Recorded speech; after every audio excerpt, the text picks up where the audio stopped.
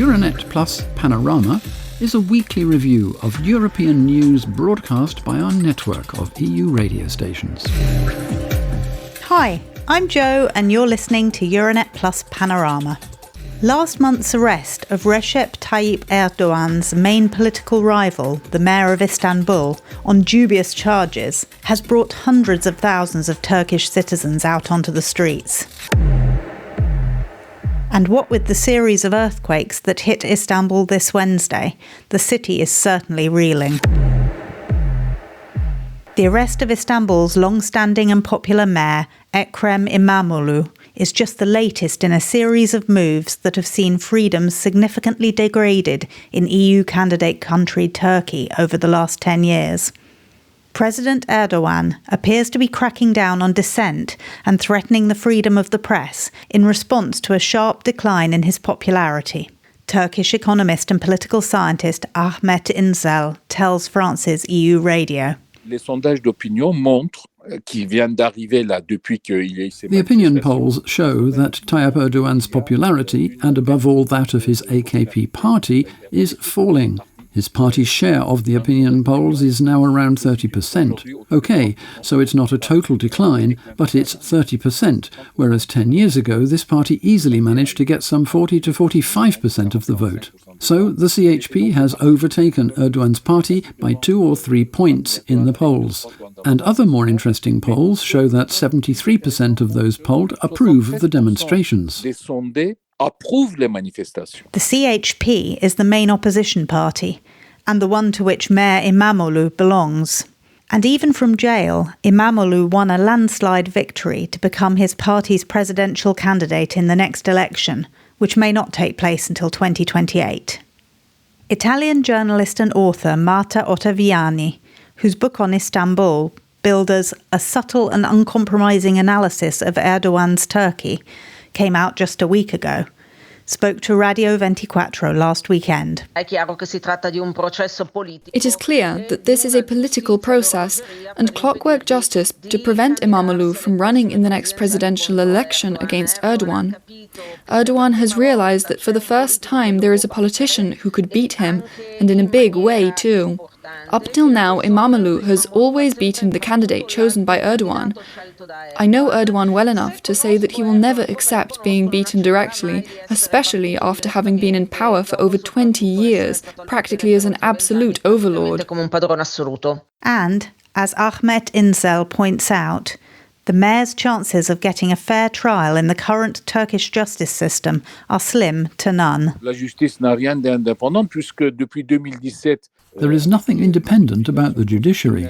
Since 2017, following the constitutional changes that were narrowly passed by referendum, we have a hyper-presidential system in which the President of the Republic is head of state, head of government and head of the majority party in Parliament, which controls the parliamentary majority, and therefore the High Court, and, of course, the other courts. He is able to control criminal justice, and the public prosecutors are under the direct control of the Ministry of the Interior. He also recently, just under a year ago, appointed someone to the post of Prosecutor General of Istanbul, someone who he had previously appointed as Deputy Minister of Justice. So this guy really is Tayyip Erdoğan's enforcer in his political dealings.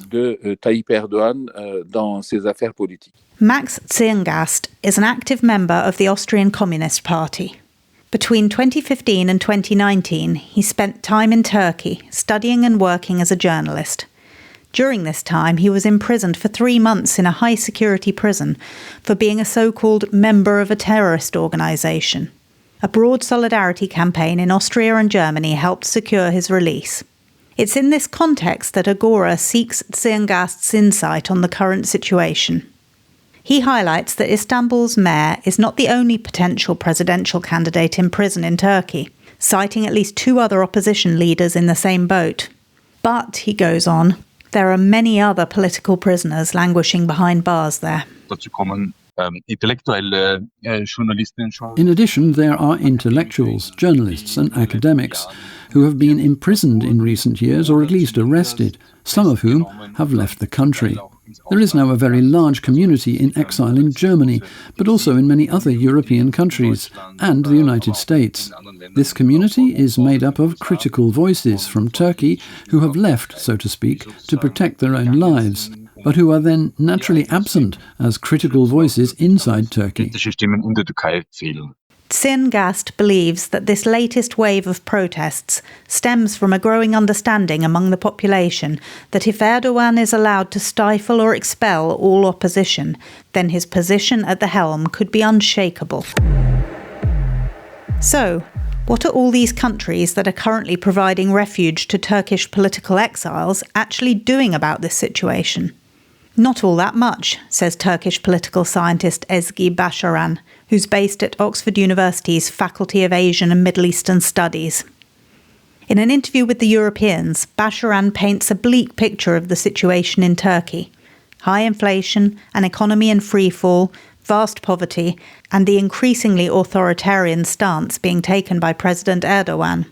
Yet the situation is largely slipping under the international radar owing to the major ongoing geopolitical shift, says Başaran.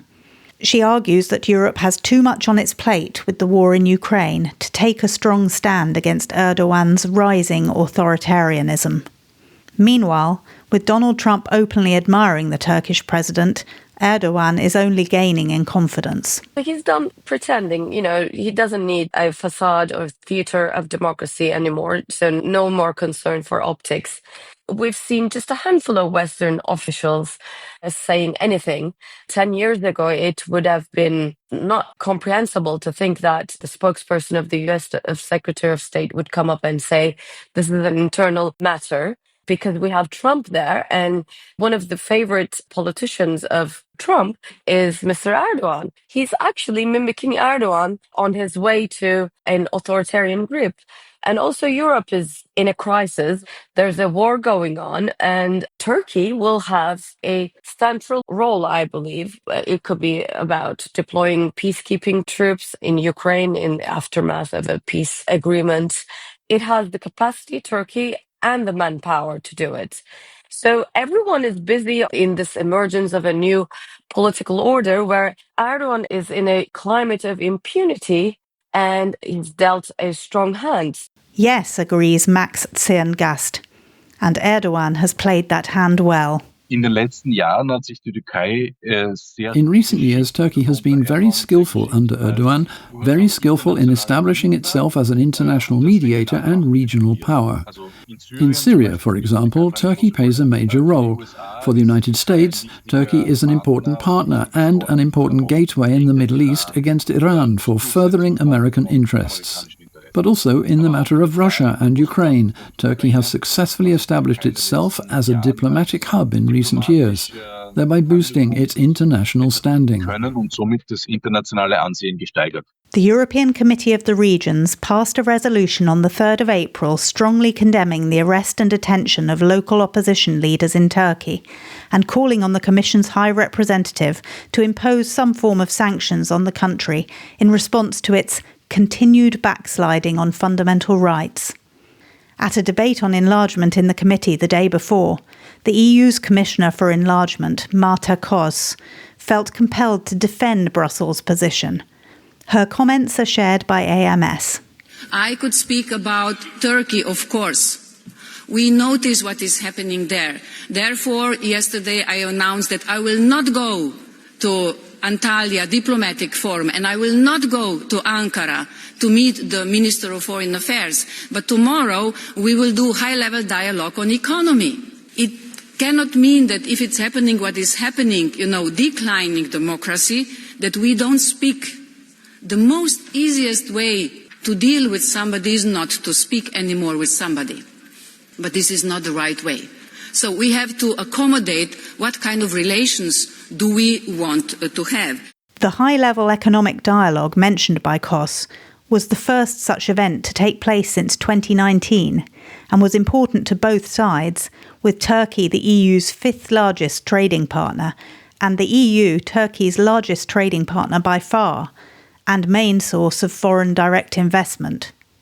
Yet Ankara's refusal to align itself with the EU position on Russia and Ukraine has caused a certain level of friction. Indeed, far from following the bloc's sanctions policy, Turkey is enabling Moscow to circumvent these sanctions by making itself Russia's second-largest trading partner. In response to the recent crackdown on opposition in Turkey, all meetings of the EU-Turkey Joint Parliamentary Committee were frozen, and Spanish Socialist MEP Nacho Sanchez Amor, the European Parliament's rapporteur on Turkey, said that Ankara must align itself with Brussels if it hopes for EU accession.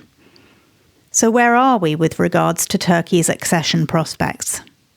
Well, the Parliament's own initiative report on Turkey, which is due to be voted on at the plenary session in early May, highlights the fact that although Turkey has been an official candidate country since 1999, it has made few inroads towards meeting the requirements of EU accession, particularly in the areas of democracy, human rights and freedoms. Yet according to Milen Keremedjev, Bulgaria's former Deputy Minister of Foreign Affairs, Ankara's apparent desire for EU membership may be somewhat disingenuous. He is talking to BNR. Turkey continues to feign a desire for EU membership because it is evident that it is currently proving quite skillful at balancing its policies and economic interests, working with Russia, China, Iran, the US and the EU. On the other hand, some believe that Brussels continues to dangle the carrot of EU membership in order to balance its own policies and economic interests. André Pereira Matos, Assistant Professor of European Studies at Portugal's Universidade Aberta, for one. Matos, who specialises in the EU, Turkey and the Middle East and takes a particular interest in democracy and human rights, tells our Portuguese colleagues at Renascença that while a change in Turkey's EU accession status is unlikely, it's not entirely impossible. We have seen a European Union that has been very reactive and even, in a way, impulsive. So who's to say that the European Union won't make a change with regard to enlargement to Turkey for reasons related to Russia, energy and security? If you ask me whether I think this is likely to happen, no, I don't think so. But we have to remember that even if full membership seems unlikely in the short term, there may be initiatives to strengthen cooperation in certain areas, such as trade, security or energy. As a NATO ally and EU neighbour, no one can deny the vital role Turkey plays in EU security. Not forgetting the fact that with more than 3 million refugees currently contained on Turkish soil, Europe has absolutely no desire to poke the bear. Mustafa Selik, a Turkish expat in Estonia, discusses this along with other aspects of the situation unfolding in his homeland in a conversation with Kuku Radio. We now have a young generation who have grown up almost exclusively under this ruling party. The majority of these protesters are in this younger age group. They are students, most of them even from quite wealthy universities. This is surprising as their lives are not so bad. They are not facing economic crisis or anything like that. But they want a better future. That's what they are fighting for. At the same time, President Erdoğan is a very strong opponent, and we can see that there is support for him in Europe. Indeed, it is useful for Europe that Erdoğan is leading the Turkish regime because he is holding back refugees and not sending them to Europe. This kind of security guard is pretty handy for them. The situation can only be described as complicated, with wide-ranging and overlapping political interests at play. And while the EU may be genuinely concerned about the state of human rights and democracy in Turkey, a range of other pressing issues could lead the bloc to take a more pragmatic stance towards Istanbul's human rights violations and autocratic political regime. Nahida Deniz is the Bulgarian news agency's Istanbul correspondent. She is in no doubt that Brussels is attempting not to fall off this political tightrope, as she tells our colleagues at BNR. Brussels' behaviour in this case is related to the new European security concept. It is no secret that Turkey has the second largest army in NATO and is the largest power in the region, a region that includes the Balkans and Bulgaria. It is an important geopolitical player that Europe simply cannot afford not to take into account.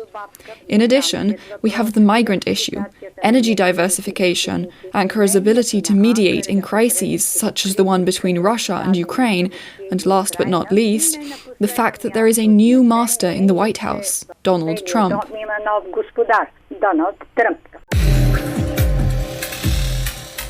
So, while the most immediate issue facing many Turkish citizens now is dealing with the aftermath of this week's earthquakes, the political tremors are far from having abated. Thanks for listening. Join us again next time.